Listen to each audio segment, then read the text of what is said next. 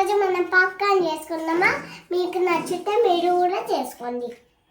ముందుగా పాప్కార్న్ గింజల్ని బాణీలో వేసుకోవాలా. ఇప్పుడు స్టవ్ మీద పెట్టుకుందాం. గ్యాస్ వెలిగించుకుందాం ఫ్రెండ్స్. 3 minutesలో పాప్కార్న్ రెడీ అవుతుంది. మూత పెట్టుకుందామా ఫ్రెండ్స్. Wait for 3 minutes.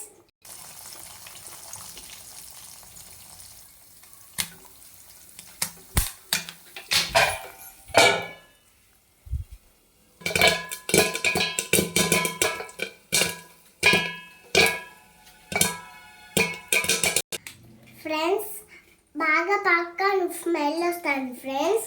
మీరు కూడా ఇలాంటి పాప్కార్న్ తెచ్చుకొని చేసుకోండి చిన్నపిల్లలాగా. 3 minutes అయిపోయింది, చూద్దామా.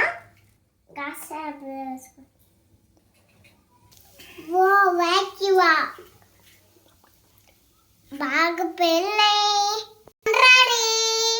Ready popcorn ready. నేను పాప్కార్న్ తినాలి. Okay friends, bye.